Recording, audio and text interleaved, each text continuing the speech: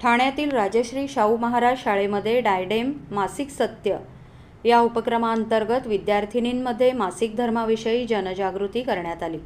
आजही अनेक ठिकाणी नागरी भागांमध्ये मासिक धर्माबाबत विद्यार्थी आणि स्त्रियांबाबत जागरूकता करणं आरोग्याच्या दृष्टीने अत्यंत आवश्यक आहे।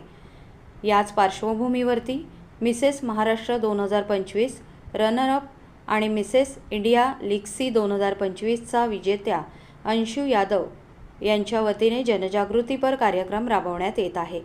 ठाण्यातील वागळे परिसरातील राजश्री शाहू महाराज या शाळेमध्ये आज हा कार्यक्रम विद्यार्थ्यांनी करता राबवण्यात आला। यामध्ये मिसेस महाराष्ट्र 2025च्या रनर अप आणि मिसेस इंडिया लिक्सी 2025च्या फायनलिस्ट अंशू यादव यांच्या वतीने विद्यार्थ्यांशी संवाद साधत याबाबत जनजागृती करण्यात आली।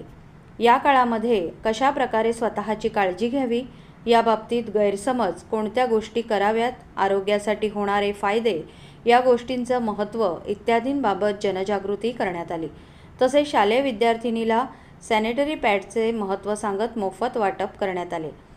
अंशू यादव यांनी आपल्या वाढदिवसानिमित्त खरं तर हा उपक्रम राबवला। विद्यार्थ्यांनी अनोख्या पद्धतीने त्यांना वाढदिवसाच्या भरभरून शुभेच्छा देखील दिल्या। डायडम मासिक सत्य या उपक्रमांतर्गत विविध शाळांमध्ये मिसेस महाराष्ट्र 2025 रनर अपच्या अंशू यादव हा उपक्रम राबवणार असल्याची माहिती त्यांनी दिली आहे। Finalist of Mrs India legacy. Diadem एक ऑर्गेनाइजेशन है जो ये मिसेस इंडिया पैजेंट ऑर्गेनाइज करती है और उन्होंने हमें एक बहुत ही ब्यूटीफुल इनिशिएटिव से जोड़ा है विच इज मासिक सत्य। सो इसमें हम लोग पीरियड्स अवेयरनेस फैला रहे हैं और पीरियड्स में क्या क्या चीजें करनी चाहिए हाइजीन मेंटेन करने के लिए, बिकॉज आज भी इंडिया में 36% लोग ही सैनिटरी पैड यूज करते हैं। तो हम लोगों को बताना चाहते हैं, स्पेशली गर्ल्स जो हमारा कल का फ्यूचर है, तो हम उन्हें बताना चाहते हैं कि पैड्स क्यों इम्पोर्टेंट है, हाइजीन क्यों इम्पोर्टेंट है। और ये पीरियड्स कोई भी पाप नहीं है, हम लोग इसके बारे में खुल के बात नहीं करते हैं, बट ये कोई भी ऐसा टॉपिक नहीं है कि जिसके बारे में बात ना की जाए।